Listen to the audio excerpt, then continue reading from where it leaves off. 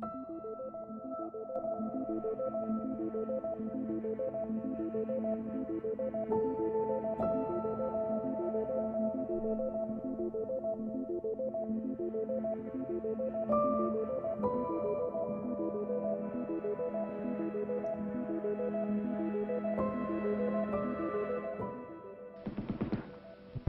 is the battlefield in Laos. These are government troops supported and financed by the United States, fighting and losing ground to communist troops, many of them from North Vietnam, fighting in remote mountains in an obscure corner of Asia. It looks and sounds familiar. Just when the United States is gradually pulling out of Vietnam, there is a rush of concern that Laos may become another Vietnam. Not so, says the administration, and says why. Well, the president won't let it happen, that's why. Which is not the fault of the Congolese, but which is the result of instigation by European powers who are fighting each other over the mineral wealth of the Congo. And now to make it appear that the Congolese themselves are criminals or brutes because they're reacting to these injustices that they've been victimized by is again ducking the question. January 20th, 1961, Kennedy took office with a strong warning to Khrushchev and the Soviet Union. America would not tolerate the spread of communism in America's backyard.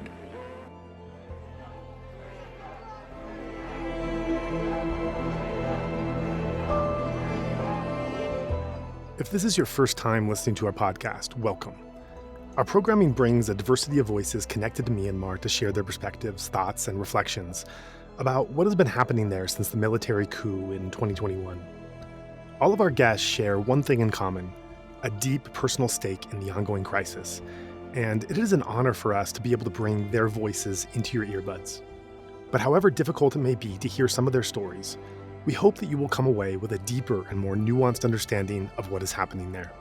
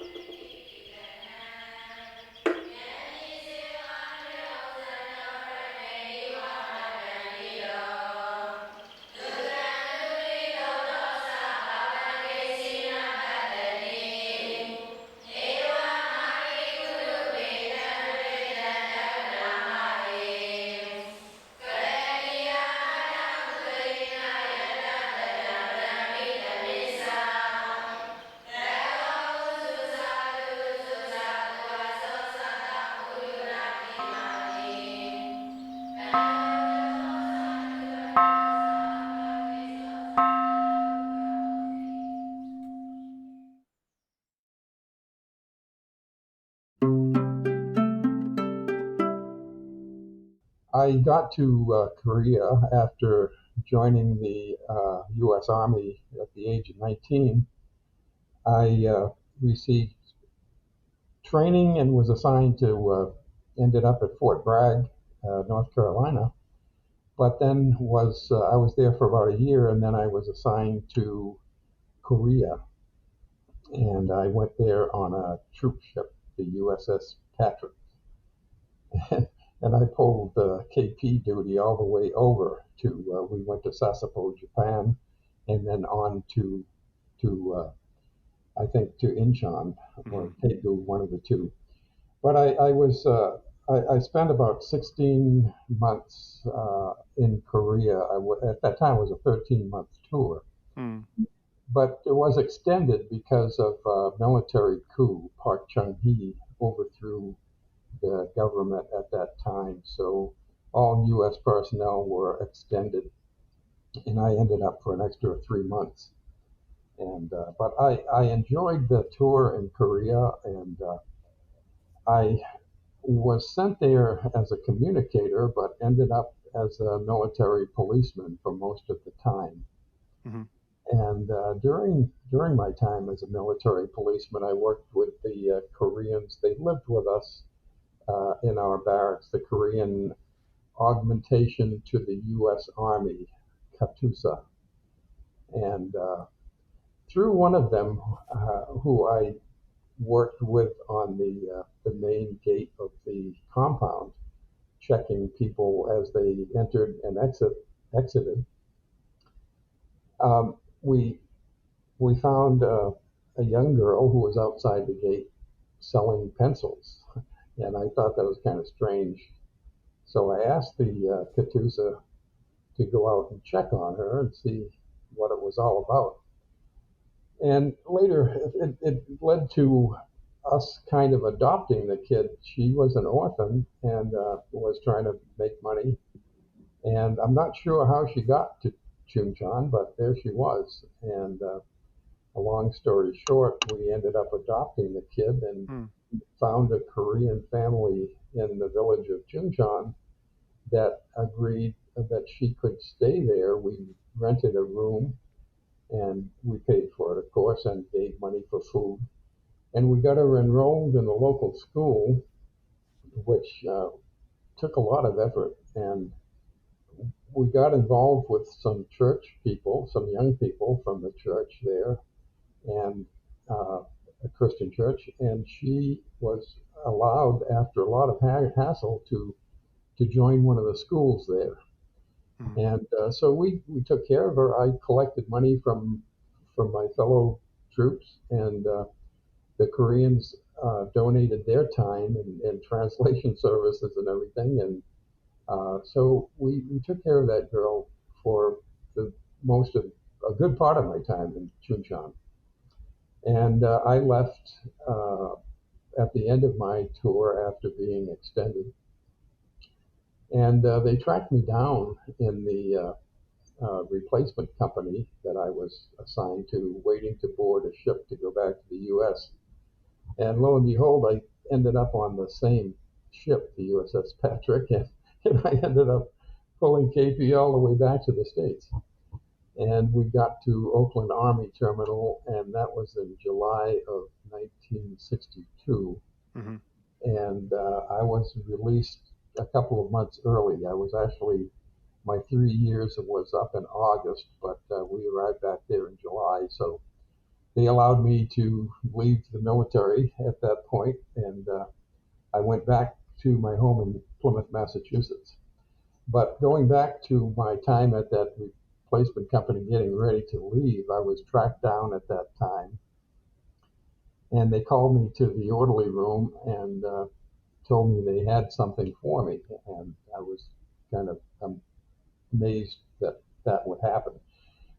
But they gave me a scroll that was rolled up inside of like a tube with a cap, and when I unrolled it, it was in both English on one side and Korean on the right beside the English language. The English language was not perfect, but it told the story. They were giving me an award for helping this little Korean girl. The Korean troops, the Katusas that I worked with, apparently reported up their chain, and somebody, it was from the revolutionary government of South Korea. It was Park Chung-hee's government that I don't think had really been established yet. And I still have the scroll, of course. But that kind of finished off my tour in Korea on a very high note for me. And I was quite thrilled to get that, and I still have it. And I got back to the Oakland Army Terminal and was released, as I mentioned, a couple months early from the Army, and made my way back to Plymouth, Massachusetts, where I grew up and went to school and so on. So I stayed around Plymouth. At the time I joined the Army, I went in on what they called the buddy program. So there were 3 of my good friends from high school, and we all went into the Army together. And so they were all back in Plymouth, and we were able to meet up again. A couple of them went to Germany, One of them stayed at Fort Bragg and was on the pistol team there, and the rest of us were kind of at a loose end after getting out of the military. So I didn't. I had a brother that worked in Washington, D.C., and he was working for the agency in the communications office. So he sent me an application to join, to apply for employment with the agency, since my background was actually in Congo. So I submitted the application and then got word that I was to come to Washington for an interview. Mm-hmm. And I packed up and went to Washington and stayed with my brother and went into Langley and met with the recruiter, who, of course, asked me a bunch of questions and was he was not happy to learn that the Morse code that I knew and could copy was one of the requirements, but I didn't have the capability, or I wasn't trained in how to type the Morse code as I heard it. Mm-hmm. So I took a test with a pencil and paper for the Morse code, and finally talked him into giving me a couple of months and letting me teach myself how to copy the Morse code with a typewriter. Mm. So I borrowed a typewriter and I borrowed a shortwave radio, and I was back in Plymouth. And I spent the evenings teaching myself. First of all, I got a book and taught myself how to type, touch type. And then I started typing code as I heard it. I listened to ham radio operators and the like, and got so that I could type it. And when I felt confident enough, I contacted the agency recruiter again and asked him if I could be retested. And he agreed, and off I went to DC again, and I passed the qualifications at that point. Mm-hmm. So I went back home because actually it took about a year for them to get my clearances. In the Army, I had a secret clearance, but of course for the agency they needed top secret, and so that took a year of background investigations and everything. And finally, in April of 1963, I came back to Washington and was processed in as a staff employee and sent for, it was an abbreviated course for communications officers for the agency. And I went through that abbreviated course. I think it was like a 3-month period. At that time, it was shortly after the Bay of Pigs, and the U.S. government found that they weren't satisfied with the communications that were coming out of Latin America at that time. They felt that they needed to beef up that capability. So they had a hiring push, and I guess that's why I was hired. But I didn't end up going to Latin America. I ended up in Eritrea, and that was in 1964. I went to Asmara, and that's how I started my career with the agency.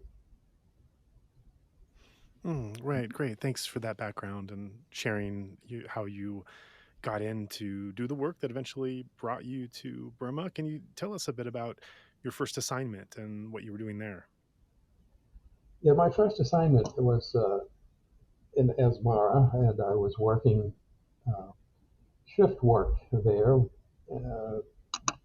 on a U.S. Army base. That's where we worked. I lived out in the town, and we worked like 8-hour shifts, and it was a very, very good group of people. And we were providing a relay service for a lot of the embassies on the continent. And a lot of them were CW capabilities only, and some others were radio teletype, which used an enciphered system of one-time tape. But the Morse code system was using one-time pads. So we copied Morse code sometimes for an 8-hour stretch. Mm-hmm. And of course, you'd receive the code, type it into your mill, and then you'd have to take it back into a crypto room and break it back. But it was a very tedious, slow process. And eventually most of these CW circuits were phased out and became one-time tape, and then one-time tape became an electronic encipherment system. Mm-hmm. So it was much faster and more efficient, and you could share a lot more information. But I spent about 2 years on that assignment, and I was asked at that time, shortly after I arrived there, actually the first year, since I was recently discharged from the Army, and also I was one of the first single people assigned to this facility in Asmara. The Sudanese at that time were having one of their uprisings where the southern Sudanese were being killed in the streets by the northern Sudanese. So the communicator there, the chief of the communications section, had a family, and they were worried about the family, the kids, and everything else, because it was kind of a dangerous situation. As I say, there was a lot of violence. And so as a single person, they asked me if I would agree to go and provide support because that married person was going to leave. So I agreed to go, and I did. And I remember times walking in the evenings to the embassy from the house where I was staying, and there would be buildings burning on both sides of the streets. And I got into the communication center, and we had to lock ourselves in the vault and have everything ready for an emergency destruction in case the embassy got overrun. Mm-hmm. And there was one other guy there that I worked for him at that time, and we spent 3 or 4 days locked up in that vault just because it was too dangerous to leave. And an interesting part of that was there was another team in town. I'm not sure what they were doing, but they were in a car one day coming to the embassy, and they ran into a group of rioters. And one of the rioters picked up a brick or a stone or I think it was a brick, and he threw it, and actually it went right through the windshield of the car and hit one of the occupants right in the forehead. And so that created a problem of getting him out of the country to medical attention. But they did, and he survived. Well, that was 1965. In 1993, when I retired, I went through a program preparing people for retirement, and we had various classes. And one day in one of the classes on the break, I saw a guy that had this big scar in the middle of his forehead. And so I ended up going up to him and asked him if he was in Khartoum in 1965 or so, 64 actually. And sure enough, it was the same person. And wow. So we had quite a chat, but I was glad to see him, and then he was able to continue. But so I stayed there in Khartoum, and then finally there was a message that came in for me and asking me if I would be agreeable to go to leave Khartoum, and they had an urgent requirement for somebody to go to the Belgian Congo. The Belgian Congo at that time was undergoing an insurrection. They were trying to overthrow the government, and they had formed a group, and they were raising all kinds of problems for the central government of the Congo. And I was asked to go there because of the situation. That it was one of the first hostage situations for the U.S. government. Stanleyville had been taken over by these rebels they called Simbas. And they captured the consulate general and the communications people and a couple of other U.S. citizens, employees of the Department of State. And they were holding them hostage. So it, as I say, it was one of the first situations. And so they wanted, this was after, well, let me back up a minute. They had this hostage situation going on, and the agency wanted to send a team in there to try to monitor the situation in Stanleyville. And the Belgian government, it might have been through the UN, had troops in the Belgian Congo and Leopoldville at that time. And they were planning a strike on Stanleyville to go in and try to and free the hostages. And actually, that's what happened. I think the U.S. government provided air support for them, but paratroopers, Belgian paratroopers, dropped into Stanleyville and secured the town.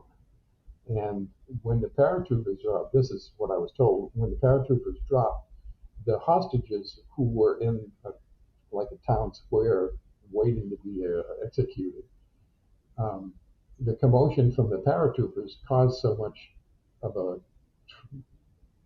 excitement that they were able to run away from this place where they were being held. And one of them, he was an American, I believe. He was shot climbing over a wall trying to get away. But the others did get away and were secured by the Belgians and sent out of the city. The team that I was part of landed shortly after all that happened, and we spent several weeks in Stanleyville. We stayed in an apartment house of somebody who had been evacuated, and I set up a communications link from that site. And we were living with the mercenaries. Michael Hoare, who was a South African mercenary leader and well known throughout that part of the world, was employed by the government of Moise Tshombe, who was the president, I guess, at that time of the Belgian Congo. And he had his offices in Leopoldville. But Michael Hoare had a group that was comprised of a very mixed lot of people. They were Germans, South Africans, French, Belgian, and I don't think there were any American mercenaries, but it was quite a mix. So we shared the facilities with those guys, the mess halls and so on. And they decided that they were going to move to the northern part of the Congo to a town called Bunia, Bunia, which was up near the Sudanese border. So my team, there were three of us, decided that, it was decided, I didn't have any input, to move to Bunia along with the 5th Commando, Michael Hoare. And we did that. And we stayed in Bunia for several weeks. And also, as part and parcel of this whole war at the time, there were Cubans who were flying T-28 aircraft that had been modified for use as fighter planes. They had rocket pods and 50 caliber machine guns. And in Bunia, there were 3 of those T-28s, and the crew and mechanics and pilots of Cubans who were flying them. Most of the Cuban pilots were from the Bay of Pigs, who had participated in that or tried to participate. Mm-hmm. And they were flying missions out of the airport in Bunia. And on my 25th birthday, which would have been February of 1965, mm-hmm.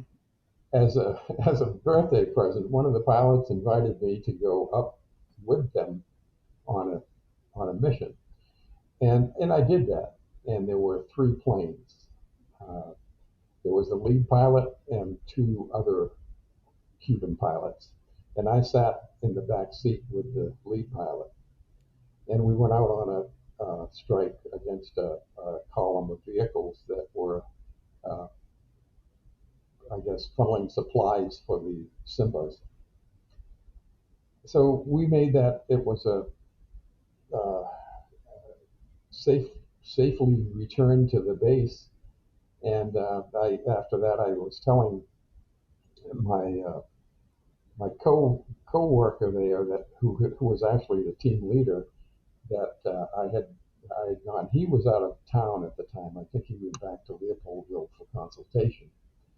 And I told him about it, and he said, "Well, that's a good idea. I think I'll go up because then I can confirm some of the reporting I've been receiving and make sure that it's valid and correct." So I took him out to the airport that day, and he went up, but there were only 2 planes. The lead pilot was not there that particular day. He was, I think, also in Leopoldville for consultations. But the other 2 pilots, Juan Perón and Juan Quignon, went up, and my friend Dick sat behind the pilot Juan Perón. So the 2 planes went up, and they went out on reconnaissance, and unfortunately, they got caught up in a storm and got lost and ran out of fuel. So they were forced to crash land. And when they went down, both planes kind of together, but separately, a distance of miles between them by the time they crash landed. But part of the procedure, I guess, was to put the canopy back so that it didn't jam closed and you couldn't get out of the plane. So they had the canopy back. And during the crash, the wind tank broke, and solidified fuel came back around the pilot Juan into the back seat and engulfed my friend, my co-worker, and he was wearing a helmet, and he had the mask down on the helmet, which probably saved his eyes, but the rest of his face got burned, his arms got burned, his hands got burned to a crisp, and the rest of his body was burned. And by the time the plane stopped, Juan climbed out of the front of the plane and started running away from the plane because it was on fire. And my friend wrote a book about this whole thing, and in the book he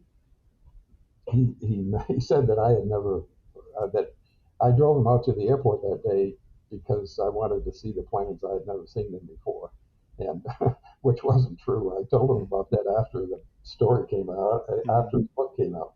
But anyway, he was dragged away, and by that time, people started turning up around the crash site, which is not unusual. Africa, you can be in the middle of nowhere, and if anything happens, all of a sudden there's a group of people assembling. Mm-hmm. So these villagers, fortunately, were friendly, and they took the pilot Juan and Dick, my friend Dick, and got them back to their village. And one of the, I guess, like a medicine man, I won't call him a doctor, but he concocted something from the local leaves and vegetation that was able to smear it over Dick's burn areas, and which Dick later found out probably saved its life because it helped prevent dehydration. But Juan, the pilot, at that point needed to get back to civilization to get somebody to come and evacuate Dick. He went by Shanks Mare. He ran and he walked and he went by canoe. He went by bicycle. He went by any type of transportation he could get a hold of, all the while trying to evade these Simbas.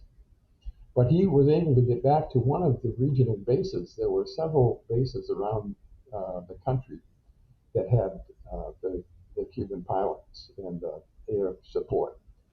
And he went with the Belgian helicopter to this place to pick up Dick. Now, unfortunately, that helicopter had a hard landing and was disabled during the crash landing. So they had radio communications at that point and were able to get another helicopter in, and they got Dick and they medevaced him to Leopoldville. In the meantime, I was back in Bunia. I was waiting to go back to the airport to pick Dick up that evening, and dusk came. The place we were staying, we could see the T-28s as they returned to base. They'd fly over and buzz the hotel we were using and some of the area of the town, so we could look up and see them coming. I kept looking, but no planes. So I went out to the airport and I waited around there, and finally we got word from the other bases that Juan had, I guess, ended up finding, and that the planes had were missing. And the first report was that they were shot down, and so a day or so later, the rumors were rampant that the two planes were shot down by the Ugandese Air Force, who had jets, and they shot down the two T-28s, and that Uganda was planning a massive ground invasion of this town that I was in, Bunia. So that added a little pepper to the pot, and I ended up sending out a cable describing what the rumors were. There was no proof or anything else, but I felt obligated to report it. And plus, I didn't want to be there if there was going to be a ground invasion. So they sent, I believe it was a military attaché plane, and I got out of there and went back to Leopoldville. We left all the equipment, sterilized it, and so on. Took some of the classified material with me, personally carrying it. I went back to Leopoldville and reported what happened. I was replaced in Bunia by somebody else from my home base, and that operation went on for a number of months. It moved to a lake. I forget the name of the town, but it moved out of Bunia, but it still carried on with the mercenaries and the Cuban pilots. Mm-hmm. I was okay to go on with my regular duties at the relay. I had some security incidents after that TDY. One of the things that happened while I was there, and I saw some assassinations that I didn't realize at the time these were prisoners, Simba prisoners that were executed. And I didn't realize it, but at the time, I think I had PTSD because of what I witnessed. Mm-hmm. And I was having trouble keeping my mind on what I was doing. So I had a few security violations, which entailed sending out classified information over an unclassified circuit, and a few other things that happened that because I wasn't completely focused on what I was doing. And so I was put on probation because of these incidents for a 1 year probationary period. Mm-hmm. And I felt that, so I was being punished, and I earned it. I admit it. I made the mistakes. And toward the end of that first assignment, I got my second assignment, and that was to Hong Kong, to the consulate in Hong Kong. And I was a single guy, and for a single guy to be assigned to Hong Kong in those days was actually an award rather than a punishment.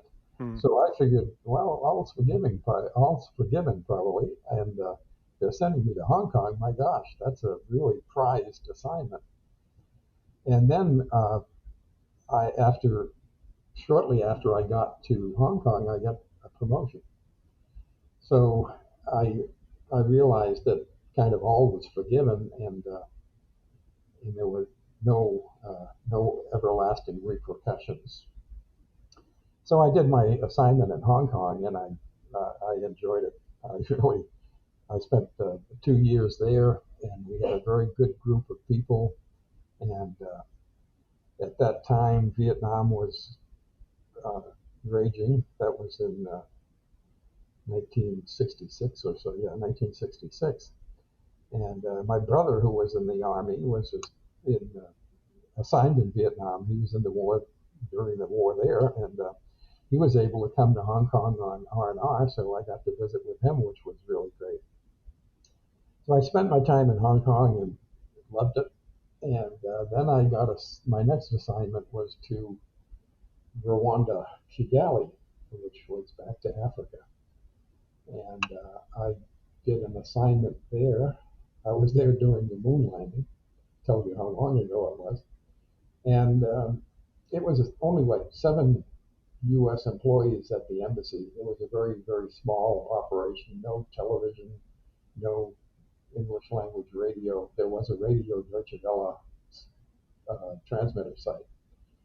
But there wasn't much, but it was enjoyable. It was quiet, peaceful, and beautiful countryside. And their periodic war where they were killing each other, the Hutus and the Tutsis, had already taken place. So it was calm and peaceful, and I enjoyed it. As a kid growing up, it was what I had pictured Africa to be. I could get in my little Volkswagen and drive outside the town for a mile or so in the river and see hippopotamuses and crocodiles, and occasionally go out and run across elephants, wild elephants. So it was enjoyable, and I spent the tour there.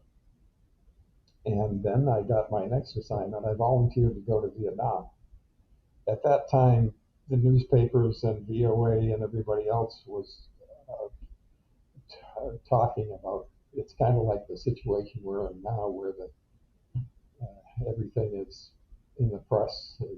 Some of you can believe and some of you can't. But I decided that I'd like to see for myself. And so I volunteered to go there, and it was kind of a given that if you were single, you were going to get sent there anyway. But I volunteered to go, and they accepted that, and so I was assigned there from Kigali. So I came back to the States for periodic leave between assignments, and went on to Saigon. And I remember approaching the airport, Tan Son Nhut in Saigon, and in the aircraft looking out the window. It was a commercial aircraft. I forget if it was Pan Am or United or something. But anyway, I looked out the window, and all I could see on the ground were these huge. They looked like mushrooms, but it was from where these daisy cutters had been dropped and left these huge indentations, and it was all pockmarks. It looked like a moonscape. But anyway, I landed and started my assignment there, and I had been promoted again just before I got there. So the position that I was actually going there to fill, I got promoted out of it. So they assigned me to a four-man section that was doing training of South Vietnamese paramilitary ranger organizations and so on for the Vietnamese military. And thrown into that mix, we were training a few North Vietnamese captives. And I spent my tour there doing that training, and I enjoyed that as well. And from Saigon, I was assigned to Rangoon. And again, I got promoted after Saigon, so I was running the communications section in Rangoon. And that was a 2-year assignment. Before that, I was looking for an assignment after I left Saigon and got back to the States. Because I got promoted, it was another problem where they had originally wanted to assign me was no longer doable because of the grade increase. So I was kind of shopping around, trying to find a next assignment, and I got interviewed for a job where it was quite interesting, but I'm just as well I didn't accept it. The interview person told me that the job would entail possible danger from radiation or from the Soviet military. And I didn't know what it was, but I just after coming out of Vietnam, I'd had enough for a while. So I was looking, I found out that the assignment in Rangoon was open, and I looked Rangoon on the map. It's only hop, skip, and a jump from Bangkok. And so I figured that would be better, and it would be a nice, quiet place. Rangoon, I know, I knew that the situation there was not good in the sense of the military government and so on, but it was a quiet place. And at the time that I was assigned to Saigon, the first time I was there, the U.S. military had been slowly drawn down, and it was what they called the Vietnamization of the war, and they were turning all of the combat roles and so on over to the Vietnamese military. And Vietnam at that time was, they were having problems with a stable government, so there were protests daily, and it wasn't unusual to get into the embassy and have tear gas on your clothes and everything else. And so there were a lot of opposition to the Vietnamese government, and mostly there were generals taking over at that time.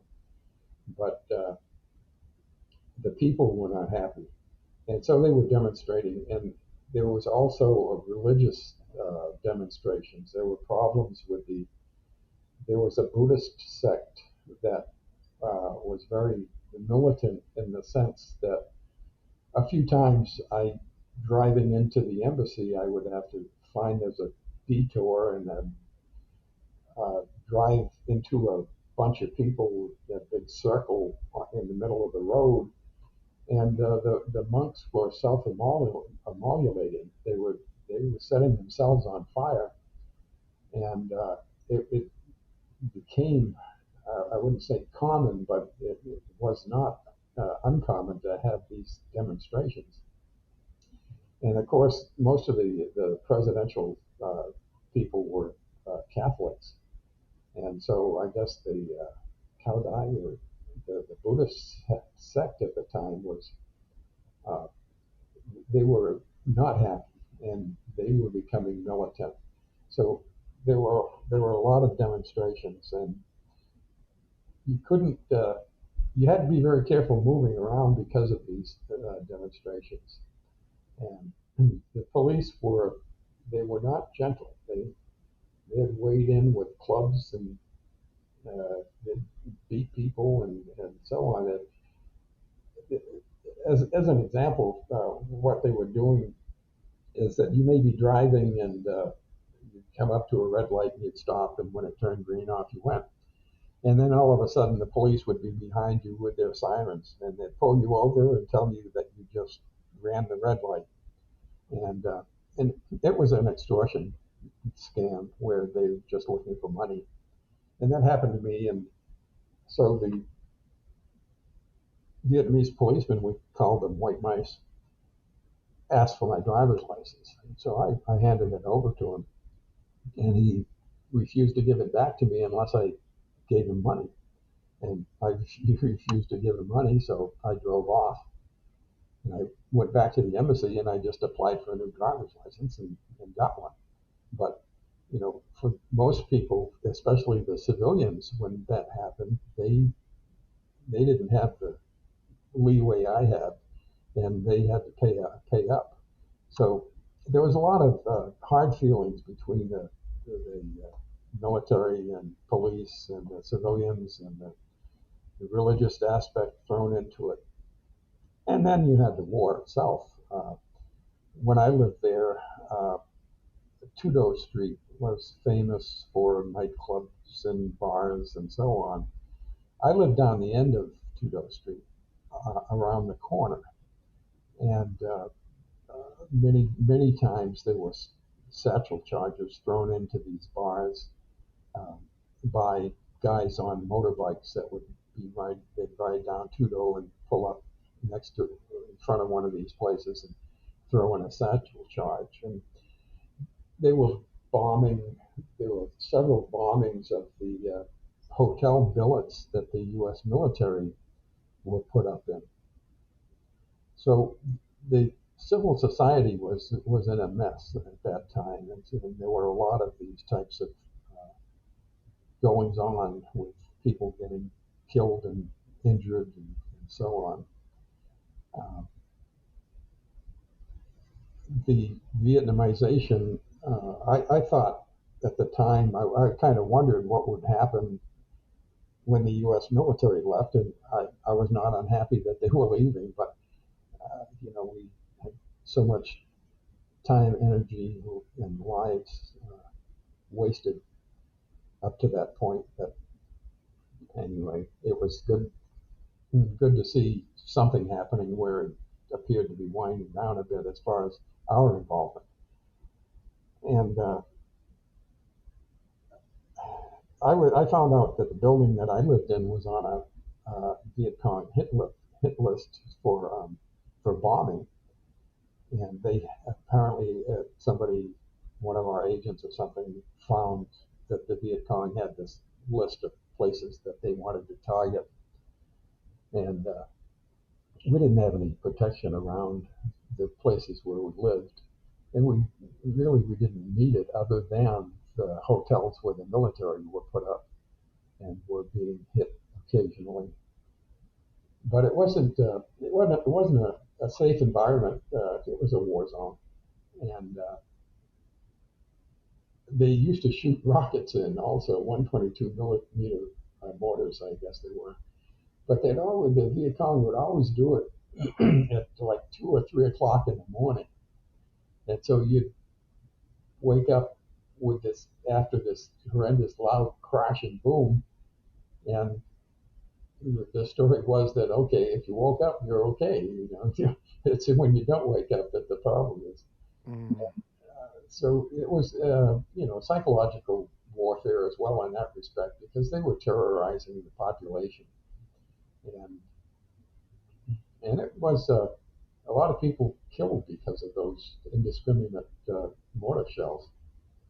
So everybody was on edge, in the U.S. as well. But it was never a settled situation. There was always something, one general or another pulling out. Um, when I got there, when I went to Vietnam the second time, there was I can tell you about an incident that happened there that explains kind of what was going on at the time.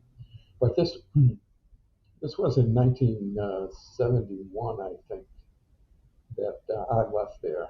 So the war was still going on and kind of full pace, but with the Vietnamese running operations.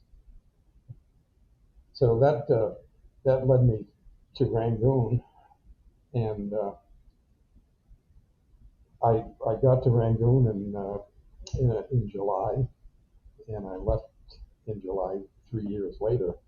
In the meantime, Rangoon was a 2-year assignment, and it was the first time that I had ever applied for an extension on my assignment. So I turned it into a 3-year assignment, and I enjoyed it very much. The people were very nice, very peaceful, very friendly, and they themselves were under the military's thumb at the time. Mi Win was a general who had started a military coup successfully and took over the government.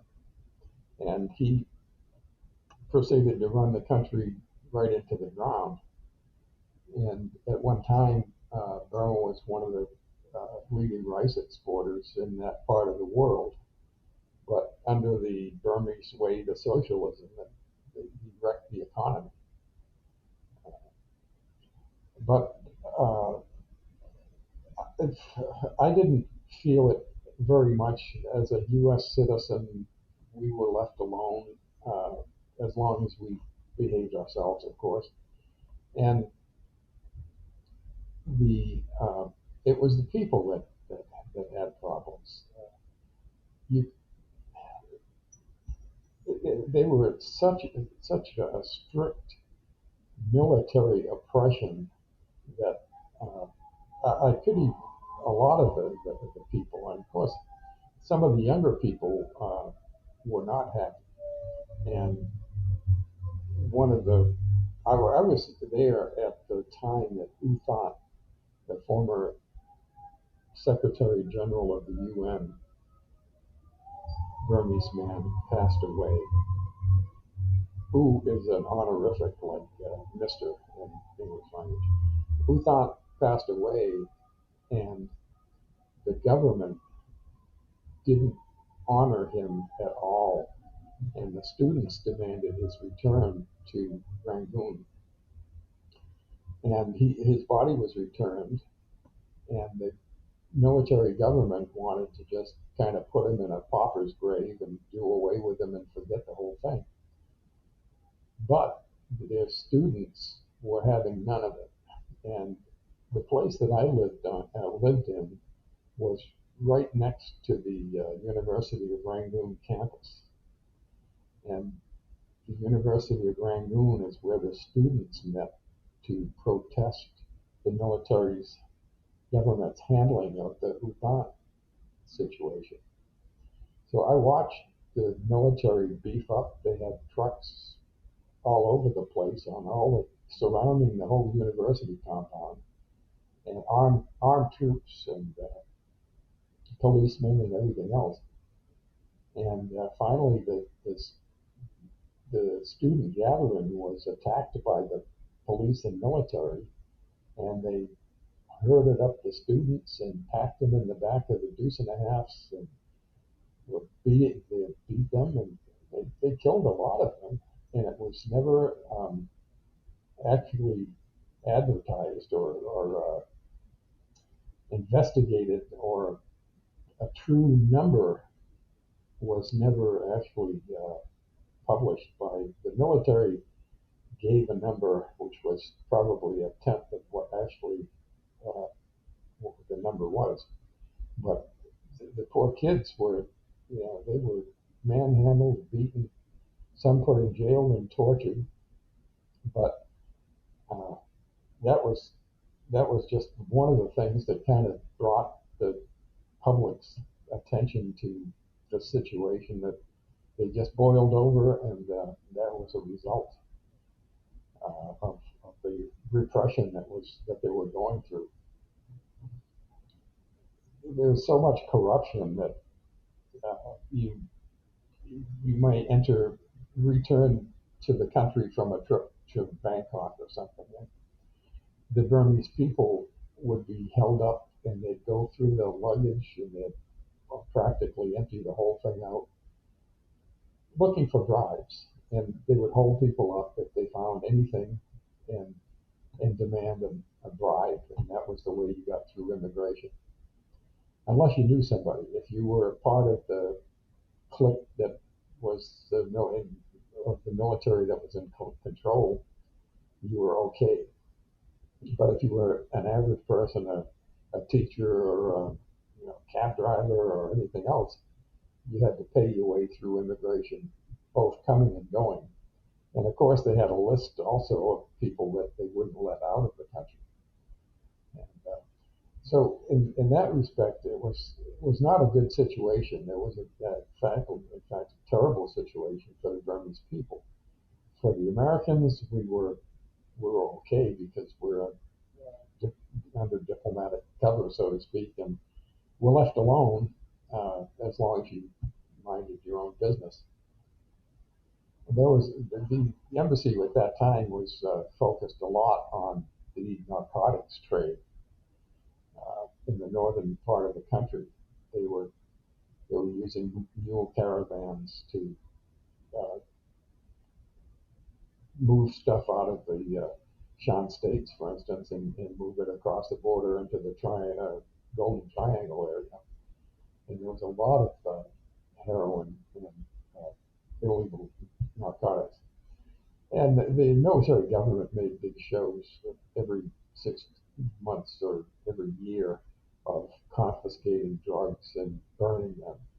And that was their big one-time hurrah about their effort to control illegal narcotics.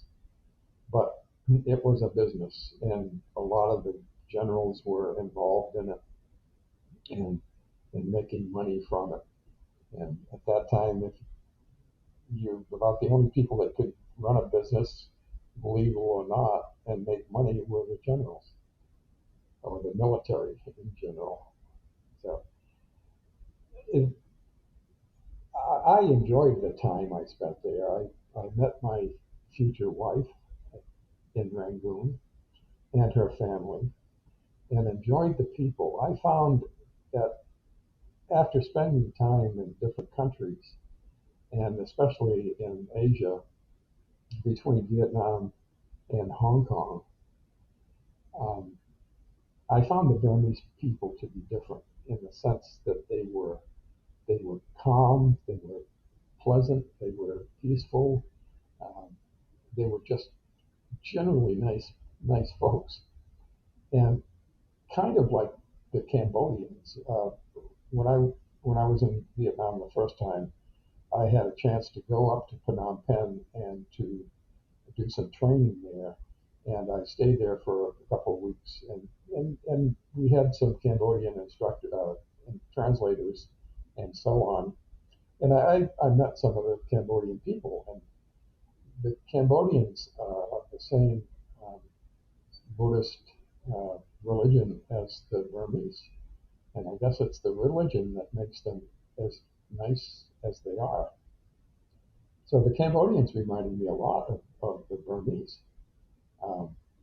The Vietnamese and the Chinese, not so much. the Chinese are, the ugly American, well, that's the ugly Chinese. And the Vietnamese, maybe it was because they've been in a war for most of their lives, but they weren't the same gentle, nice people as the Burmese or the Cambodians. And speaking of Cambodia, I got back to Cambodia in, I think, 2012. And at that time, I got to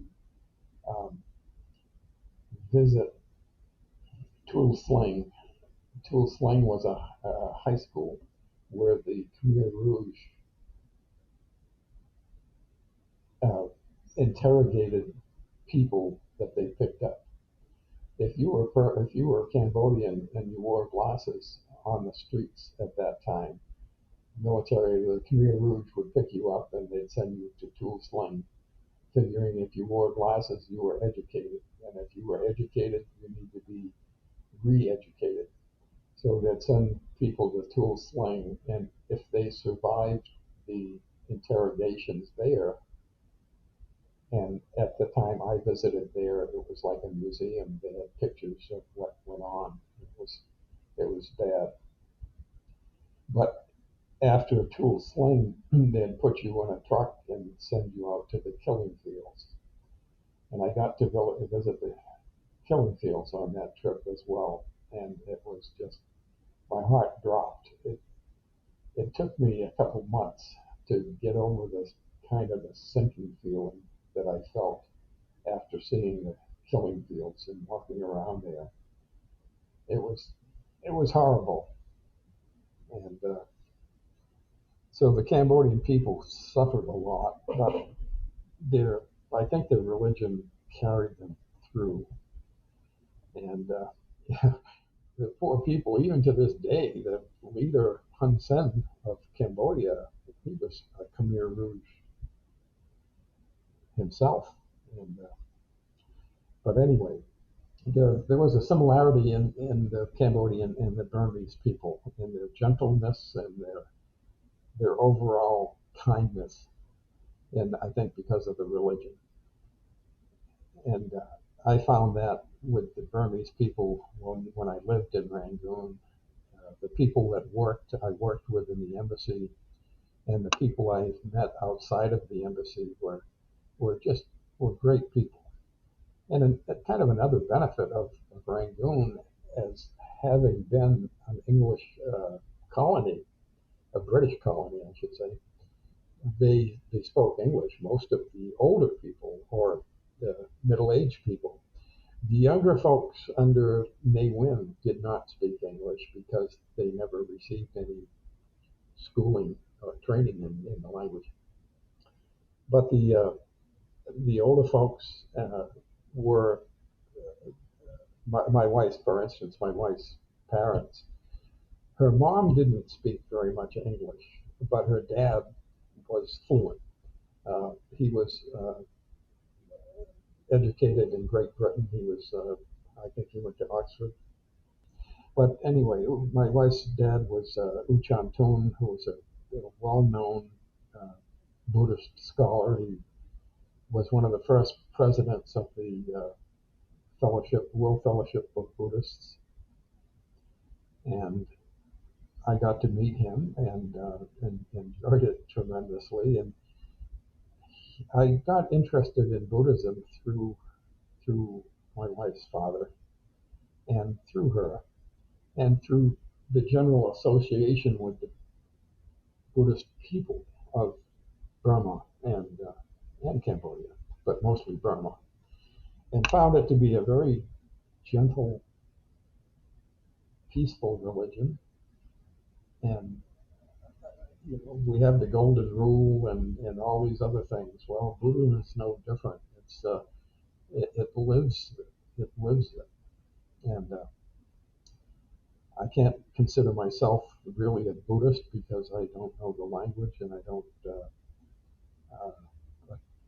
practice some of the ceremonies and the prayers and so on. But I believe in the principle of Buddhism. I believe in the rules that guide the religion. And I find some peace with it. But to see it in practice is pretty amazing. There are some, like the generals, who believe in the hocus pocus part of it as well. I think the current general that's leading the I won't call it it's not a legal government, it's the military coup. He's leading that part of it. But he believes in some of the superstitious parts of the religion, and it's kind of crazy. Maybe that's why they do what they do. It's really, right now in Burma, it's a terrible situation. It's worse than the time that I spent there, 72 to 75. And that period of 3 years was generally peaceful, other than you couldn't say anything or do anything that the military government didn't approve of, or you would end up in jail. They did have the riots with Utan and periodic gatherings of students that chanted against the government and so on. But generally, it was a better situation, although it was not a good situation, but it was better than what happened in 1988 and what is currently happening. The repression seemingly gets worse, and it gets worse from my time to 88 to the current time.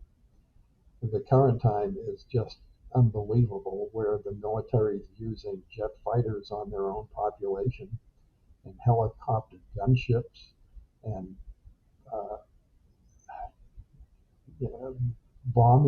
firebombing villages, schools, and so it's at a dire point now.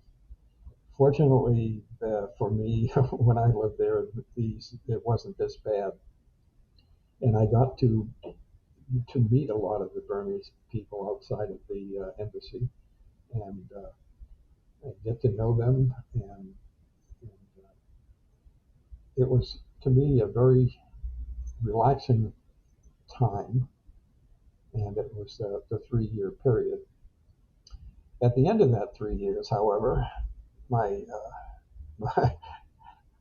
life took a spiral, and when I left Burma, before I talk about that, I'll say that toward the end of my 3-year assignment in Rangoon, I was asked to go to Vietcong to fill in for somebody that was going on leave. So I agreed to do that. And however, before I was able to leave Rangoon, I was asked to change and asked if I would go to Phnom Penh and help do some training there, because the situation in Phnom Penh, in Cambodia, was getting dire, and they needed some help at the embassy. And since I had been there before, and while I was assigned to Vietnam, they asked me if I would go to Phnom Penh instead of Vientiane. So I agreed to do that. And I went to the Vietnamese embassy in Rangoon and got an entry visa for Saigon, for Vietnam, South Vietnam, and got on a plane and went back to Saigon. I got off this plane in Saigon. I was on my way to Cambodia, to Phnom Penh, but I had to go to Saigon because there wasn't any commercial way to get into Phnom Penh at that time. I think the only aircraft operating were these DC-8 jets that were owned by a businessman that was delivering rice to the people of Phnom Penh, because this town was surrounded by Khmer Rouge and they couldn't get stuff in and out. So these jets were ferrying rice and food stuff at that time. So when I got to Saigon, I was there. I briefed him to the embassy and waited while they arranged a plane for me, a small two-seater jet, Air America piloted plane. They arranged that to take me to Phnom Penh. So I went out to the air base at Tan Son Nhut and got in the aircraft, and off I went. I had 2 suitcases that I left behind. I left my passport behind because I didn't need it, because there wasn't any civil authority in Phnom Penh at the time. So off I went with the pilot, and we flew along the Mekong and went to Phnom Penh. And as we approached Phnom Penh, the pilot asked me, we were wearing headsets, and the pilot asked me if I was ready to go down in a hurry. It caught me off guard. I'm ready to go down in a hurry as long as we are under power, under control. And he just said, "Don't worry." So down we went. He did a nosedive and he leveled out. And we landed at Pojantong, the Phnom Penh airport. And as the plane came to a halt, he turned the engines off, and a vehicle pulled up beside us, and people were agitated and excited, telling us to get out of the plane and get in the truck and hurry up and hurry up. They gave us steel pots and flak vests, and we got in the truck, and off we went alongside of the runway into a bunker. The Khmer Rouge were shooting mortars, attacking the airport, trying to hit these Stretch 8, DC-8 jets that were delivering food stuff. So we landed in the middle of a rocket attack on the airport. So that was kind of the first indicator. And I went in after that. We got in. I briefed in at the embassy and talked. And 2 days later, the embassy was closed, and everybody, all the Americans, evacuated. I had a choice of going to Thailand, to one of the bases where we had U.S. aircraft, or I could go back to Saigon. I had a choice of either one. So I had to choose Saigon because I left my luggage and I left my passport and everything in Saigon. So we got out to the airport and off we went.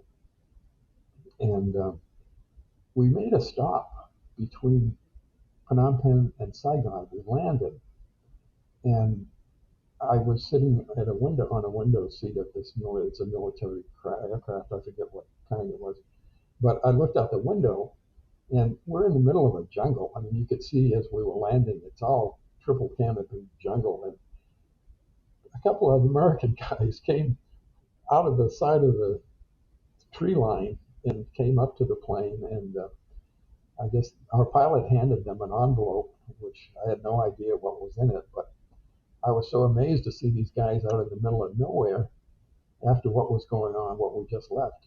And the 2 guys got the envelope, turned around, walked back, and disappeared into the bush. So I often wondered what they were doing and what they were up to, probably training insurgents. Wow. So the plane took off, and we went back to Saigon. And I was asked when I got back to Saigon if I would stay and help out there, because the NVA and Vietcong had started coming down the coast, and Saigon was getting worried about the future of the stay there. So the guy in charge was an old friend of mine, and he asked me if I could stay and help out, and they got permission for me to stay in Saigon for a few more weeks. At the time, I didn't know it would be a few weeks. So I recovered my passport, and I submitted the passport to get a visa, an extended visa, to stay in Saigon. And my passport, I still have it, and it has a visa in it that's dated, I think, the 19th of April, 1975. And of course, Saigon fell about a week, not too many days after that, so it's a good souvenir. So I was invited to stay there and help out, and it ended up that I helped out with the emergency destruction of the communications facility at the embassy.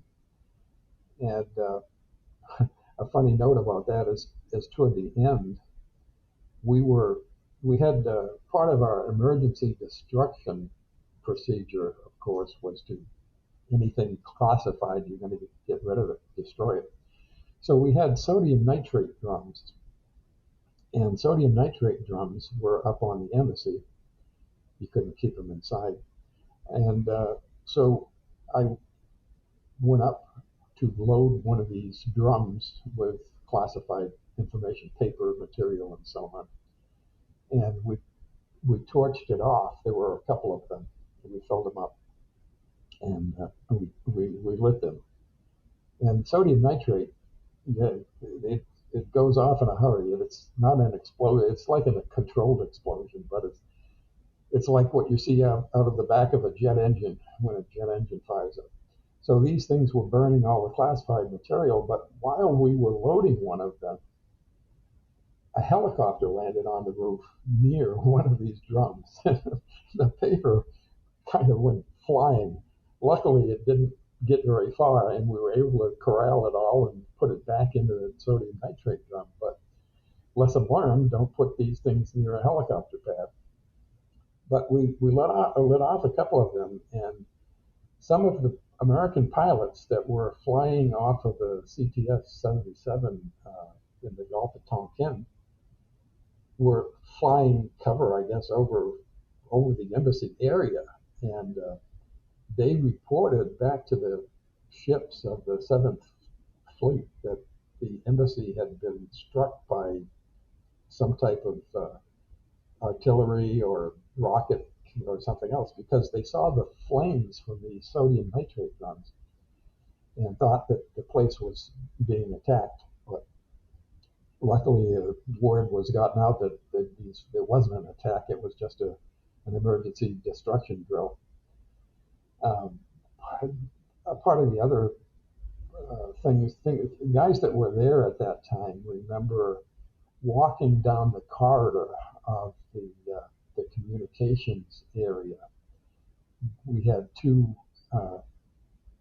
rooms where one part of the embassy was destroying, and then the other part of the embassy was destroying. Well, the one part was using shredders, and I think it was strip shredders. But anyway, the refuse from shredding was dumped out into the hallway. So when you went down this hallway, it was like walking through snowdrifts, and it was all this shredded material. But the part that I was involved with wasn't like that. We were organized, and people remember we had a satellite transmitter at that time that provided the communications back to Washington. And part of the destruction procedure was to destroy a component of that terminal. And the one guy that was doing that was banging on this piece of equipment with a sledgehammer. And people on the floor underneath the comm center were getting all bent out of shape because of this strange noise they're hearing from above. But that destruction went off without a hitch. Everything was destroyed that we knew that we could get a hold of, and there was a detailed plan that was followed to make sure nothing was overlooked. And but before that actual destruction took place, one of my colleagues and I, the colleague was an electronic technician, and I was helping him. We were asked if we would volunteer to go on a trip to Benoit. Benoit was Benoit Air Base. Many American troops know of that place. It was within driving distance of Saigon, probably an hour and a half drive, something like that. But they asked us if we could go there and set up a communications link for the Vietnamese commander of this. He was a couple, 2 or 3 star general commanding the Vietnamese forces that were defending that air base against the NDA and Vietcong. They asked us if we'd go and set up a communications link. So we agreed. We said, yeah, we'll go, no problem. And so we got ready, we got the equipment we needed, and getting ready to load it. And then we were called in and said, no, you can't go. They decided it's too dangerous. Everything is taking ground fire, and we just don't want to do it now. So we said, okay, no problem. We went back to doing what we were doing, helping with getting things ready for destruction. Well, then some time after that, the next day or so, got called back in, and they said, are you still willing to go to Burma? And John and I said, yeah, we'll go, no problem. And they laid on a helicopter, and we got the equipment up to the roof of the embassy and loaded it into it was a Huey. And off the pilot went to Burma. And we didn't notice anything out of the normal. We didn't notice any ground fire or anything like that. And we landed at Benoit again. Benoit was taking mortar rounds from the outlying areas at the time. And we landed and got the equipment off and got to this command post where this general was located. And we started setting up the transceiver that we carried, and found out that there was no antenna that we could use to make the radio work. So we knew that we had an American consulate general in Benoit. It was abandoned at the time. The people had evacuated because of the attacks going on. So we commandeered a Jeep, and we drove. We knew where it was because we'd all been there before. And we drove to the Congen and got in and found a ladder, got up to the roof, climbed a tower that was one end of the antenna. So the antenna was strung that we needed. So my friend climbed up the tower, and he cut the antenna down, and I corralled it, and we wound it up, and off we went back to the airbase. And we took the antenna, set it up, and we tested the radio set. We had a couple of different frequencies that we used, one for the daytime and one for the nighttime. But we were able to successfully test both of those frequencies and talk with Saigon. Everybody was happy. So off we went back to the helicopter and took off and went back to the roof of the embassy and went back to work at the embassy. The next day or two, our chief called us in and said, what did you guys do? What happened? We haven't heard a word from that communications link. What's going on? So we explained we had no idea what was going on. We tested it; it worked fine, and when we left, we were completely satisfied that they had a good, solid communications link. Well, come to find out, the reason that they didn't hear anything was this general decided that he had had enough, and he packed up his troops and was in convoy driving back to Saigon. So he abandoned the defensive effort for the airbase. So that's how close the situation was getting in Saigon. And I stayed there till the 29th. Actually, it was the evening probably of the 28th, but it was just about dusk, because I remember there were just three of us in the helicopter that I was in. We went up to the roof, and we went through a line to make sure they had our information, that we who was leaving. And so we got on the helicopter and off we went. And it was still light enough that when the helicopter took off, they had the back door down. They had a gunner on the back, on the platform where the door was down. And we could see out of the back of the helicopter. And it was such a sad sight. The embassy was just completely surrounded by people, Vietnamese people, trying to get out, trying to find a way to leave. And that sticks with me too. It was a sad sight. Before all that, the day that I left in that helicopter, the morning, I was staying in an apartment which was within walking distance from the embassy. And I had moved a day before that or so, I had moved my luggage into my friend's apartment who lived across the street from the embassy. And so I was in the apartment that morning and I heard some pounding on my door, and it was an American guy that was in a flak jacket and a steel pot, and all excited and telling me I had to hurry up and leave and get back to the embassy because everybody was leaving, and to go right now. And I thought, I haven't heard anything. I mean, it was part of what they call the warden system. So I went back to bed. I went and I slept some more. I guess I was up late that night before. And then finally it happened again, and I decided, well, I better get back to the embassy and see what's going on. So I walked out of the apartment and I walked the couple of blocks to the embassy, and when I got there, the easiest way for the route that I took was to go in the back gate of the embassy. And when I got there, the place was mobbed. All the Vietnamese trying to get into the compound. And there were Marine guards on the other side of the gate, of course, controlling access. So, of course, I stood out in the crowd of Vietnamese people because I'm white American.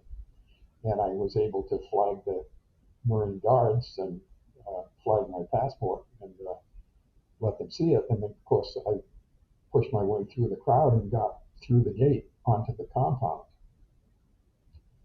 And in fact, my passport was the only thing I left the embassy with.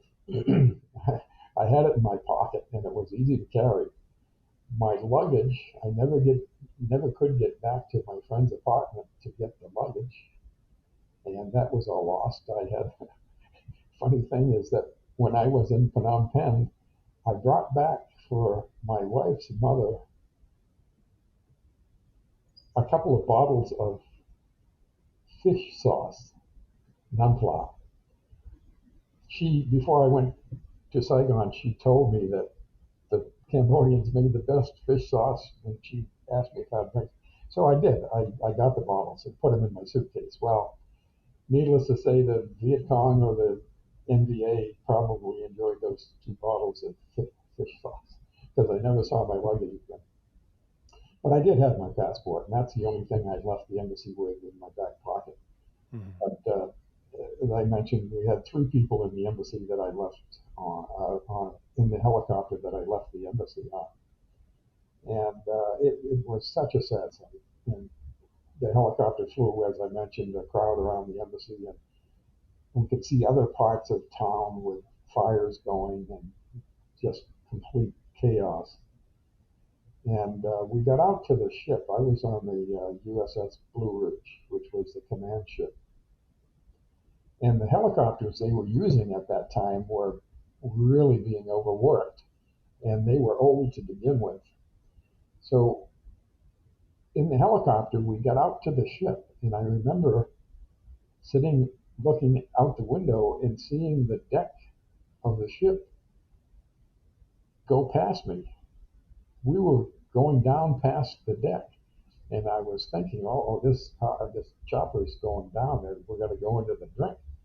But luckily enough, it lifted it back up, and I saw the side of the ship, and then finally the landing deck appeared, and the helicopter sat down. And the pilot shut the engines off, and we got out of the helicopter, and if I remember correctly, I think they pushed it off the side because it was breaking down and they weren't going to use it anymore. And that was what was happening. Some of those helicopters, once they landed, they couldn't use them anymore, and they couldn't trust them anymore, so they pushed them over. And along the way, I had picked up a bag of communications equipment that we used to train people with that was classified, and some classified paperwork that I had in a laundry bag, and I slung it over my back. And so I had to report to the communications officer of the ship. I had to find him and turn that stuff over so they could lock it up. But the only thing I had was my passport, and I had a pocket knife. And the security of the ship searched everybody because I was offered a silver-plated AK-47 if I wanted it at the embassy before I left, to take as a souvenir. I didn't want any part of it, so of course I didn't take it. But I did have a pocket knife, which I carry to this day, a similar knife. But they took away my pocket knife, and so they were looking for anything that any type of weapon, because they were so prevalent. Anybody could have a 45 stuck in their belt or in their back pocket or anything. So they were being cautious. And I stayed on that ship for about, I don't know, it was a week or something like that, because the command ship had to be the last one to leave. And we kind of tooled around. And in the meantime, I watched C-130s being ditched, helicopters being ditched, the pilots jumping out, boat people. It's so sad that these small boats, fishing boats, crammed with people. They couldn't faint. They couldn't collapse. They wouldn't collapse if they fainted because there wasn't enough room. There were people standing on the decks, and the Blue Ridge provided water for a couple of these different ships. And another thing that happened while I was on that ship is they had to deploy Marines to one of the islands. I forget the name of the island, around in the South China Sea, around South Vietnam, that I guess I don't know if it was North Vietnamese or the Chinese were trying to take it over. So they dispatched a bunch of Marines to go and secure that area. But the ship stayed around there, and finally we were allowed to leave. We went to Subic Bay, and we got off at Subic Bay, and I went into Manila, which is where our embassy was located, and we were all debriefed. I was able to get a change of clothes there, but I didn't have anything because I left it all. I ended up being issued some travel money and arranging transportation to Bangkok, which was my gateway back to Rangoon. So I got to Bangkok and I was able to buy some clothing and stuff, and went back to Rangoon to the embassy.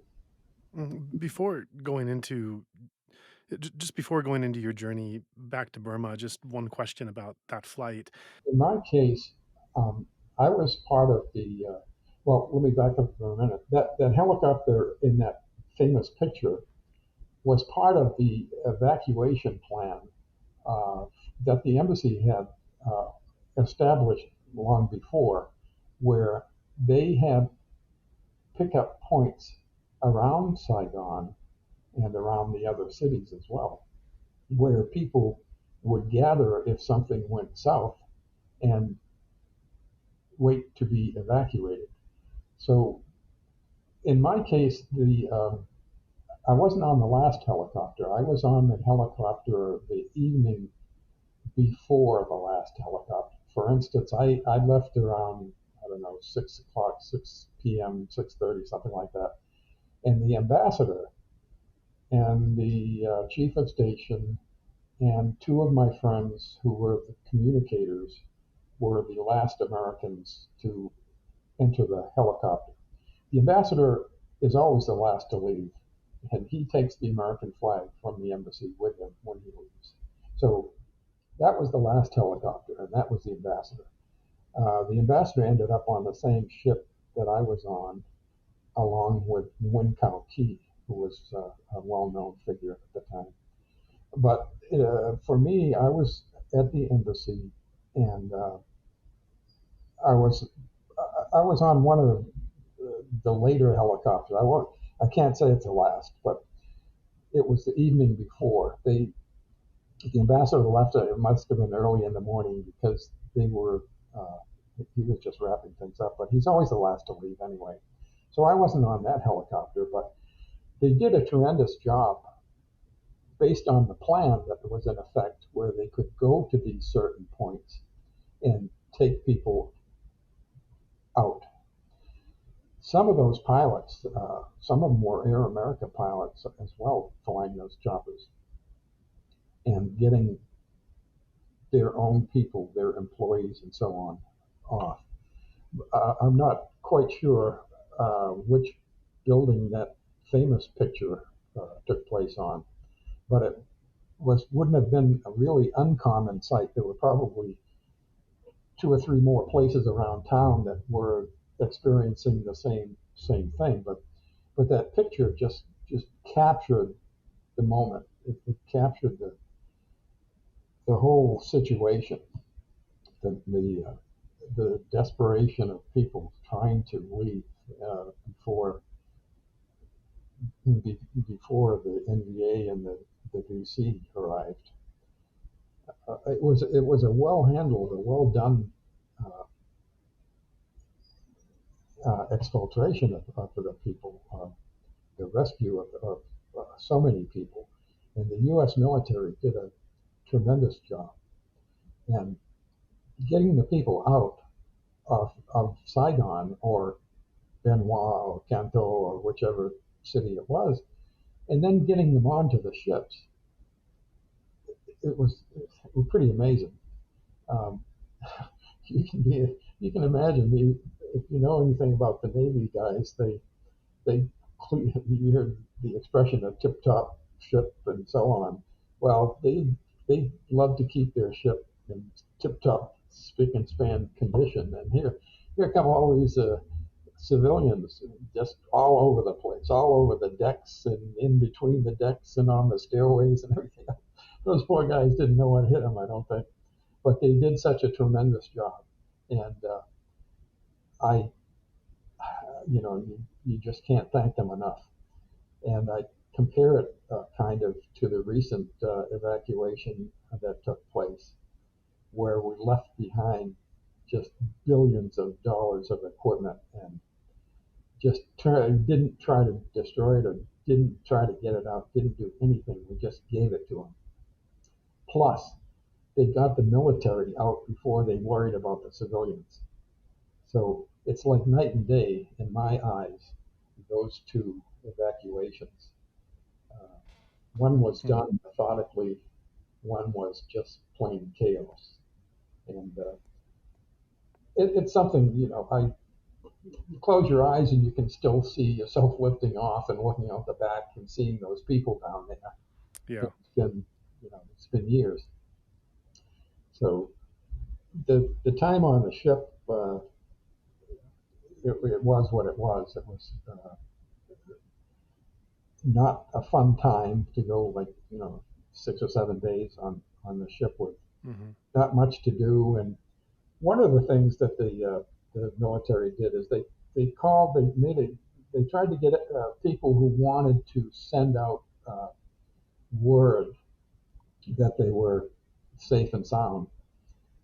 They would call you in and you get your name and your particulars and of the address of people you wanted to notify that you were safe and sound. And I did that. I had them I asked them to notify my parents that I was okay, that I was part of the evacuation, that I was safe and sound, and so on. And found out after the fact, long after I got back to the U.S., my parents never got a word. They didn't even know I was in Vietnam. So that didn't work out too well. But that was just, that was just a very small hiccup for the tremendous job that the U.S. military did. And got so, yeah, sorry, go ahead. I got to talk to the chief of station from Saigon, a guy named Tom Polgar. He was on the same ship as I was. And I asked him, I said, Mr. Polgar, do you think we'll ever be back in Saigon? He said he didn't see that happening for a long time. So he wasn't too optimistic. And actually, we're not back in Saigon. We never have been since then, although we may have some type of representation. Our embassy is in Hanoi now. And so, at that time, nobody had expectations that would ever be able to get back there. I got back to Rangoon toward the end of July, and at that point, I was processing out for the end of my assignment there and returned back to Washington. And my onward assignment was to La Paz, Bolivia. I had a car in Rangoon that actually I tried to give it to my wife's father. It was a newer Volkswagen station wagon that I bought before I went to Rangoon. But it was very difficult for the Burmese to buy a foreign vehicle or even to have a vehicle. And it was determined that I wouldn't be able to sell it to them for $3 or whatever it was. They just couldn't make it happen. So I departed Rangoon back to Washington. And the car subsequently was packed up and shipped to Bolivia. So I got back to Washington, D.C., and I, at that time, decided that my intended and I decided that we were going to get married. Before I left Rangoon, we had a plan that she was going to leave Rangoon after I left, and that she had applied for a passport and paid the fees associated with that process, which included paying back her educational fees for she had graduated college, and they wanted that money back because she was leaving. So she paid all of these different fees and did everything legally. And then they just refused to give her a passport, to issue her a passport. So she was dead in the water. And I was, in the meantime, back here in D.C., and I had to make it known that I intended to marry a foreign national. In 1963, I guess it was, when I first entered the agency, I had to sign a paper saying that if I ever married a foreign national, that along with that paper of intent, I would have to also submit my resignation. And that's what happened. So I submitted the paperwork, and in the meantime, while that was going on, my wife had a plan to leave Burma on a fishing boat and be smuggled into Ranong or that general area, and then cross into Thailand. But I got a phone call in D.C.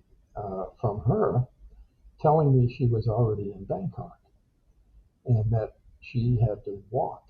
She walked from Rangoon to the border in Thailand, and she traveled with young smugglers who had an established route to get through that part of Burma into Thailand. And she never has really told me the whole story of that trip. But it was an arduous grueling trip for her, I know. She had trouble with her feet for years after that. But she got to Bangkok, she got into Thailand, and she had a friend who she grew up with who lived in Bangkok at the time. So she was able to get to Bangkok to the friend's house. And she stayed with the friend for a bit. And she was able to make contact with one of the Thai royalty, Princess Poon. And she met with Princess Poon. Princess Poon knew my wife's father because he was one of the founders of the World Federation of Buddhists. And Princess Poon issued my wife a handwritten note, kind of a get out of jail free card, saying that, if she stopped by the police or if she, whatever, she can show this paper signed by Princess Poon, and it should help her out of any situation. And I don't know whatever happened to that note, by the way. So, but she had that, but otherwise she didn't have any paperwork. The agency offered me a job at a grade level 2 levels below the grade level, 4 levels below the grade level I was at the time. And I considered that insult to injury, and I didn't take it. But at least they gave me this period that I could have a place to go to report to work and get a paycheck. Well, while I was there, my wife got to Bangkok. So I took leave, got on a plane, went to Bangkok, and started looking for a way to get my wife some paperwork. One of my friends at the embassy told me, it's shortly after I arrived there, and I talked with him about what I could do, and he said the best thing to do is turn her in for entering the country illegally. And I didn't want to do that. I thought, gosh, they might put her in jail. So we kept on trying to get this paperwork trail established, but came to a dead end. But my wife's Burmese friend, who was somebody she grew up with and knew very well, and I knew her as a result, she knew a lawyer, a Burmese guy that practiced law in Rangoon that she said might be able to help. So we went and talked with him. And what it ended up is that we were able to bribe the Thais to marry us. We went to the lawyer's office with our friend who was the witness, 3 people, and the lawyer, and 2 people from the Thai court area, its geographic area in Bangkok. So we sat down, he gave us a book, all Thai language. We signed our name in the book. That was it. We were married at that point. The lawyer's office had a Thai marriage certificate, which of course we still have. He had it translated into English. So that was that. We were then man and wife. And I took those 2 copies of the marriage, the one in Thai, one in English, back to the convent. In the meantime, while all this was going on, the consulate general from Bangkok had made a visit to the embassy in Rangoon. And she was at the ambassador's house one evening. And it happened that my father-in-law was at that same reception.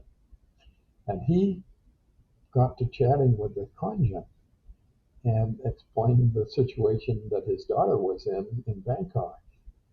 And it was just coincidence. So by the time we got in to meet with the congen, she knew our situation already.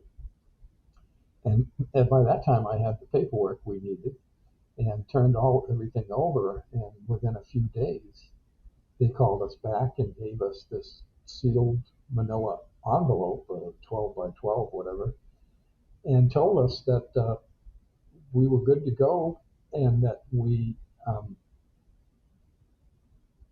couldn't let anybody open that envelope until we got to the immigration counter in the U.S. So that was a big hurdle, and we were happy. But We then found out that we had to go to court, and because she entered the country illegally, something that was recommended from the get-go. So we did that. We went to the Thai court, and we paid another fine, a couple $100, and the court tried the case and told us, you entered illegally, so this and that and so on. You have 48 hours to leave the country. PNG, persona non grata. And we were thrilled. We were so happy to hear that, and we couldn't wait to leave. So off we go. A few days later, within the 48 hours, we went out to the airport in Bangkok and checked our luggage and showed our tickets and so on. And we got to the immigration line to go out to the waiting area to board.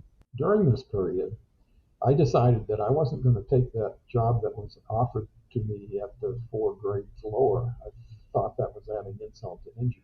Once I got hired with state, and before they sent me overseas, I knew that they would naturalize my wife. So I took that job, and that's just what happened. I was assigned to Kingston, Jamaica. So part and parcel of that is that my wife got expedited naturalization, and my stepdaughter was included in that. So they both got diplomatic passports at the time, and off we went to Kingston.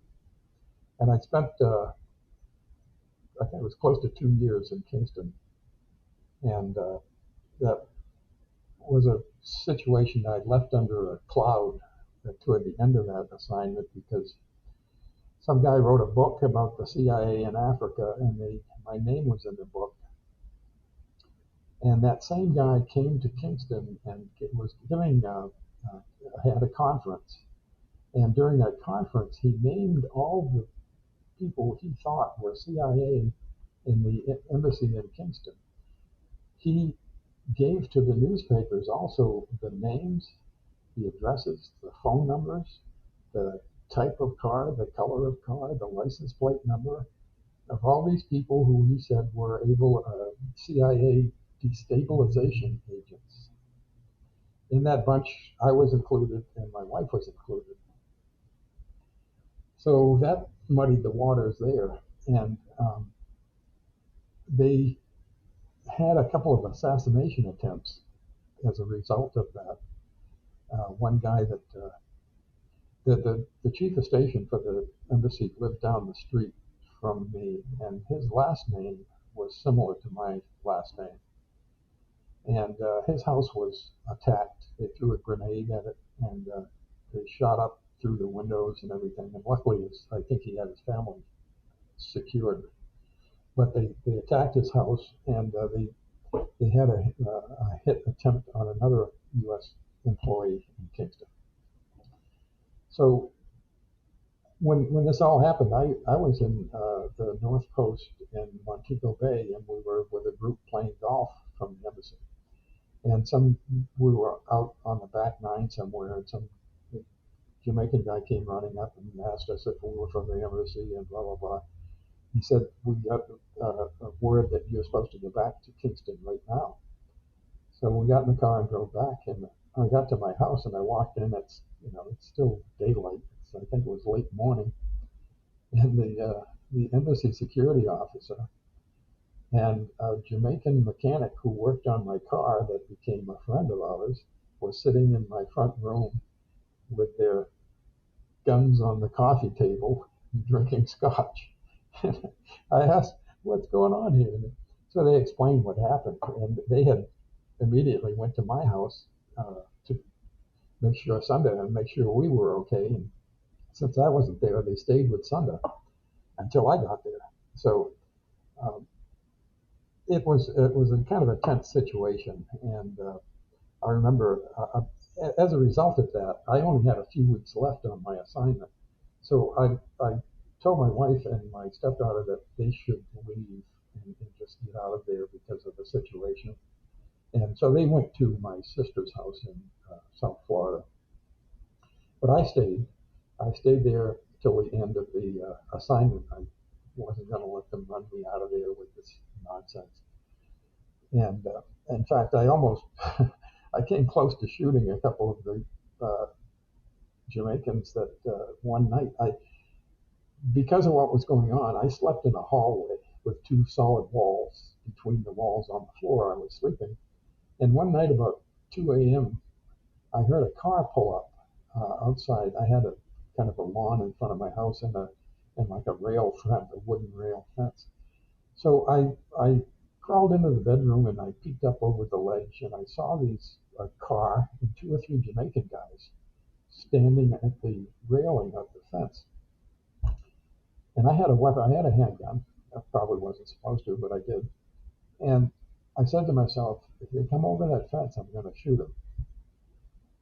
Or shoot at them at least. And one guy put his leg up on the fence. Didn't get any further than that. And they all talked for a little while longer, got in the car, and they left. And I wiped the sweat off my brow and went back to sleep, I guess. The next day, I went into the embassy and I reported it and said exactly what happened. And the embassy, the security officer said, okay, thanks, Wes, for the report. I'm going to have it checked out. And he was really busy at the time because of this whole situation. But he called me in later that day and he said, guess what? It's a good thing nothing else happened.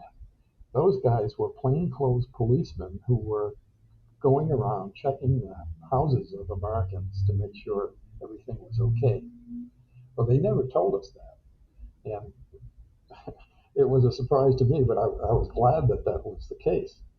So I stayed there for a few more weeks, and off I went, and I joined my wife and daughter in Florida. And then we went back to Washington. And the State Department, in their wisdom, had given me an onward assignment to Moscow. I said, what are you guys thinking? I was just named in this book as a CIA destabilization agent, and you're sending me to Moscow. So I was able to talk them into changing that. I didn't have any idea where it would be, but at the end, they changed it and sent us to Paris. And gosh, Paris, wow, that's great.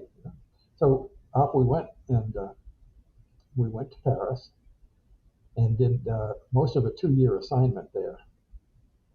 The chief of station in Paris at that time was married to a foreign national, Jim Potts, I think his name was.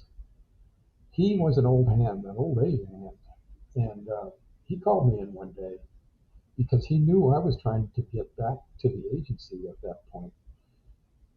When I was in Jamaica, to step back a minute, I submitted an application to, or actually that's when I heard about an application I had submitted as the day after my wife got her citizenship to be reemployed at the agency. So my friend in Kingston sent me a note and said that so-and-so visited and we talked about you, and he told me that if you're still interested, to contact him. Well, this friend was a friend of both of ours who had reached an upper level in the office in the agency. So I did. I contacted him and said, yeah, I still want to rejoin, and how can I go about it? So he told me what I had to do. This all took place while I was in Paris. And I followed his advice. We were really happy in Paris. We met some good Filipino friends. So we established a good relationship with these people, friends.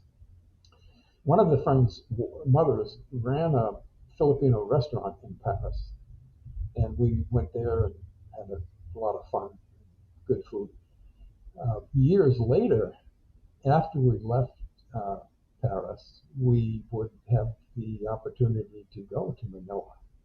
And they were there at the airport waiting to greet us. But we finished the tour in Paris, and that wasn't without incidents either. At that time, Black September was assassinating Americans. they killed Colonel Ray, who was, I think he was the air attaché. He left his house one morning to go out to wait for the bus to go to the metro, and they walked up behind and shot him in the head and killed him. So there was a bit of that going on too, and they were strapping bombs on cars and stuff. And so anyway, we rotated out from Paris and went back to Washington, and I had arranged at that time to be assigned to the Washington, to the State Department building, because I was told by my friend in order to go back to the agency, I had to get an assignment in Washington and wait there in DC until I could make that changeover. So that's what I did. I got a job in the department, and I spent about a year. And that year was because the agency was then doing my investigations all over again, all my clearances. So it took about a year, and then finally I got a notification that I was going to be hired, but I had to get through the polygraph process. I don't know how many times, I think it was 5 times that they put me on the box, that they were insisting. One of them called me a liar, which was unusual, but I later found out that they had like a profile for people who were intending to become moles.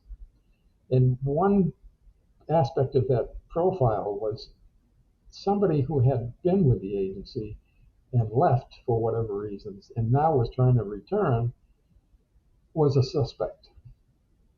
So they put me through the ringer.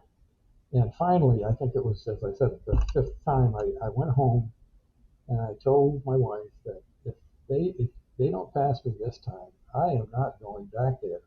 It's just, I don't care. I'm not going to do it. And luckily enough, that was the last time, and I passed. I got through that process, and I was rehired. And I went through some short training. I left there in 1975, and I went back in 1983, I think it was. When I went back in 1983, it was at the same pay scale that I left in 1975, which I didn't think was great, but I was okay with it. I got back in and I was happy. So they assigned us to Liberia, West Africa, and off we went. And we didn't spend the entire 2 years there. About a little over halfway through there, I found out that Washington was looking for people to volunteer for Central America. At that time, there was the war going on, and the agency was involved, heavily involved. So they were looking for people to volunteer to go there. So to get out of the Monrovia thing, I was not happy. I was working 12-hour shifts, and I just didn't care for it. So I volunteered for that Central American thing, and we were then assigned to Manila. And off we went to Manila, and as I previously mentioned, we had a group of people at the airport just waiting for us there. It was great. I mean, we had a ready-made support group, and I enjoyed that job, and I did a lot of traveling. It was a 3-year assignment, and I traveled throughout the Far East, as far as India and Beijing, and as far south as Wellington and Suva, and everything in between, anywhere we had an embassy. And so it was nice. And my wife worked, and so she was occupied, and we had, as I said, the good friends there. So we had a really good time, enjoyable for 3 years. And at that point, I was reassigned back to Washington. I got promoted and became a branch chief. And I did that for 1 year, and I was not thrilled about that particular job. So I decided that I'd retire. I had enough time at that point to put in my retirement papers, and I did just that. So I went to work as a contractor the following Monday, and I worked for E-Systems. And with E-Systems, I was assigned to the National Reconnaissance Office, NRO. And I worked there for 9.5 years, and then decided I would take a contract job again with the agency. A couple of retired friends started a small company and provided service to the agency, communication security mostly. So that's when I took that job, and I stayed with them for almost 10 years, I think 9.5 years. And finally in 2012, I retired completely. I retired from the agency, then I retired from Unisys, where I worked at E-Systems, and then I retired from the contract job with the agency. So 3 times, and here I am. Yeah, that's quite a story, and thank you so much for sharing your full biography, where that intersects with Burma and the rest of the Southeast Asian region, as well as where that intersects with your overall career in government and the CIA, and all the different threads that fit within that tapestry that you're weaving that also gives us a better understanding of Burma and such. So I thank you so much for taking the time and sharing all of those details. Very fascinating, and I think listeners will also find it quite interesting as well. So thank you for that. You're welcome, and thank you for having me.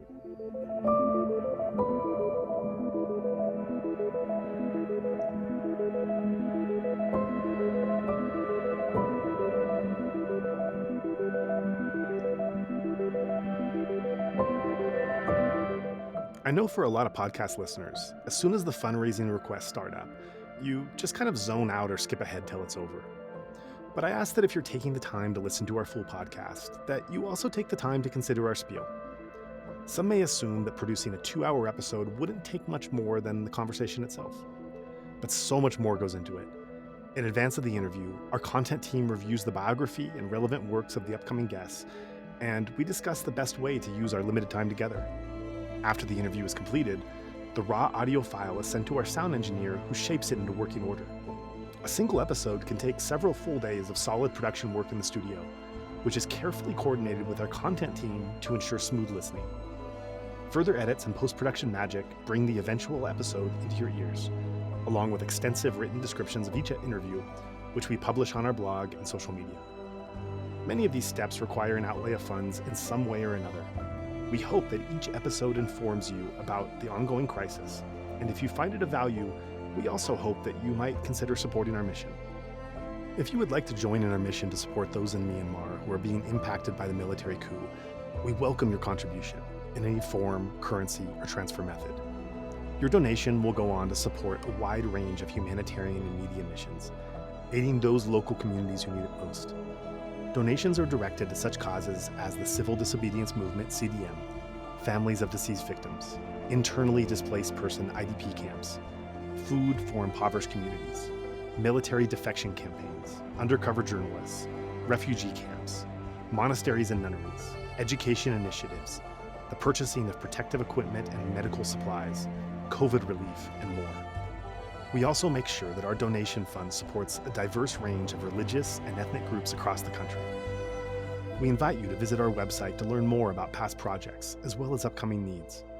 You can give a general donation or earmark your contribution to a specific activity or project you would like to support, perhaps even something you heard about in this very episode.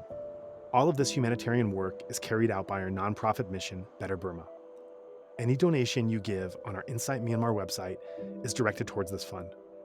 Alternatively, you can also visit the Better Burma website, betterburma.org, and donate directly there. In either case, your donation goes to the same cause in both websites except credit card. You can also give via PayPal by going to paypal.me/betterburma. Additionally, we can take donations through Patreon, Venmo, GoFundMe, and Cash App. Simply search Better Burma on each platform and you'll find our account. You can also visit either website for specific links to these respective accounts or email us at info@betterburma.org. That's Better Burma, one word, spelled BETTERBURMA.org. If you would like to give it another way, please contact us. We also invite you to check out our range of handicrafts that are sourced from vulnerable artisan communities across Myanmar, available at alokacrafts.com. Any purchase will not only support these artisan communities, but also our nonprofit's wider mission. That's Aloka Crafts, spelled ALOKACRAFTS, one word, alokacrafts.com. Thank you so much for your kind consideration and support.